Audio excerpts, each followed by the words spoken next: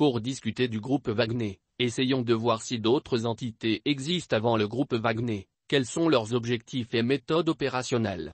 Nous pouvons constater que toutes les grandes puissances ont des groupes paramilitaires qu'ils engagent pour défendre leurs intérêts. La Russie, les USA, la Grande-Bretagne, l'Iran, l'Israël, la France, etc. La France est l'un des premiers pays au monde qui a établi cette institution composée de militaires de différentes nationalités ou de civils qui reçoivent des formations militaires opérant sous le drapeau français qu'on appelle la Légion française. En un mot, ce sont des mercenaires qui défendent les intérêts français. Nous allons comparer les deux forces Barkhane, Serval et les forces Wagner. Les forces Wagner sont des groupes paramilitaires russes qui interviennent dans des zones en conflit. Ils sont composés de Russes et diverses nationalités qui vendent leurs services à un État souverain qui les engage. Ils interviennent dans les conflits armés, des attaques terroristes, déstabilisation des pays. Le groupe Wagner lors de ses interventions présente 10% des incidents sur la population locale mais arrive à remplir les missions qui lui sont confiées.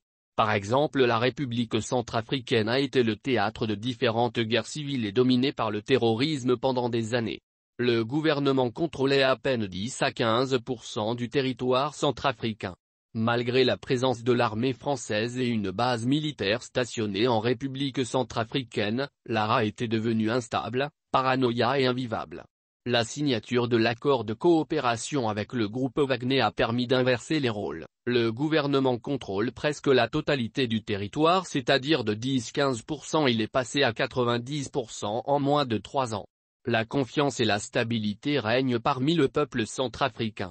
Les forces françaises, Barkhane et Serval au Mali. La déstabilisation et la partition du Mali étaient prévisibles et dues à la crise économique mondiale. Certains pays sont très endettés, d'autres sont à la recherche des matières premières qu'ils veulent acheter à des prix dérisoires ou veulent s'accaparer des ressources d'autres pays par la force.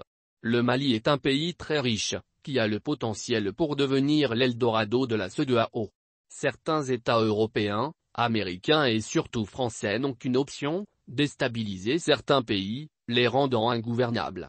Nous allons prendre l'exemple du président russe, M. Poutine en octobre 2016, lors la déstabilisation de la Syrie et l'Irak, il a dit: les gens qui achètent le pétrole des terroristes sont les États occidentaux à moindre coût. Nous pouvons en déduire que le financement des terroristes provient des gisements pétroliers. Quand le Mali est attaqué par les terroristes, il y avait 16 services secrets des pays étrangers au Mali et la CEDEAO était présent sur le terrain. Cherchez à savoir ce qu'ils faisaient. Lorsque le Mali est attaqué, les forces Barkhane et Serval ont pour but de protéger la population et combattre les terroristes. Le contraire s'est produit, les groupes terroristes se sont répandus sur tout le territoire et protégés par les forces françaises en créant des zones interdites, indépendants, au sein du Mali. En même temps ils tuent la population. Le Mali est devenu un État déstabilisé et ingouvernable. Certaines institutions internationales soutiennent cette approche et mettent le gouvernement malien et le peuple malien à genoux devant le fait accompli des terroristes. Les forces Barkhane et Serval au Mali normalement doivent stopper la progression des terroristes mais c'est le contraire qui se fait, le terrorisme est présent sur tout le territoire. Comment peut-on expliquer ce phénomène d'expansion de terrorisme ? Et cela dure au moins 8 ans de chaos. Le terrorisme est présent au Mali à cause de ses richesses, donc un certain nombre de pays s'intéressent aux ressources maliennes. Le Mali et le groupe Wagner. Nous pensons que le Mali a eu recours au groupe Wagner afin de protéger son intégrité territoriale au lieu de voir le pays dépiécé à cause des États vautours qui cherchent à diviser le Mali en plusieurs États. La coopération avec les forces Barkhane et Serval n'ont pu arrêter la progression du terrorisme au Mali mais au contraire a pris de proportions énormes. L'invitation de groupe Wagner au Mali renforcera la coopération afin d'éliminer le terrorisme au Mali et en moins de 2 ans le gouvernement du Mali peut retrouver au moins 85% ou plus de son territoire. Comme le groupe Wagner a déjà démontré une grande expérience en République centrafricaine, en Syrie, la Côte d'Ivoire et le groupe Wagner. La Côte d'Ivoire traverse une crise grave dont on ne parle pas, silence radio. L'insécurité est très préoccupante au nord de la Côte d'Ivoire. Bouna, une ville située au nord de la Côte d'Ivoire, les groupes terroristes contrôlent 45 000 ha de terrain. La première des choses qui passe par la tête qu'est ce que Bouna possède sur ses terres ou sous ses terres? Quelle richesse cette ville a que ses habitants ne sont pas au courant. C'est de l'or? Diamants? Du pétrole? Etc. 45,000 c'est beaucoup. Quelle va être l'activité de la population, qui vivait de la chasse, des fermiers, de l'agriculteur, etc.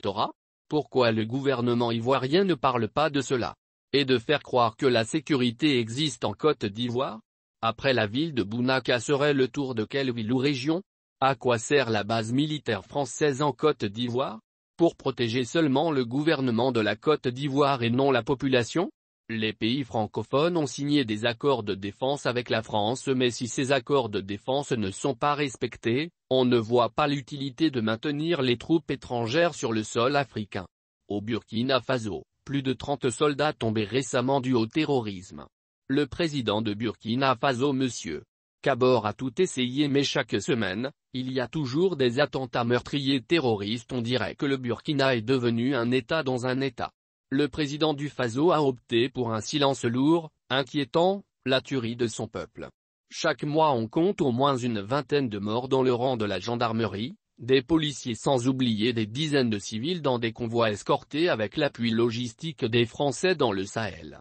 Quel est le rôle des centaines de drones dans le Sahel? Le président est incapable de résoudre le problème en invitant l'armée française à établir une base militaire française sur son sol. Le problème est toujours le même. Monsieur Kabore a les mains liées pour demander une aide d'autres pays à part la France. Peur d'être renversé?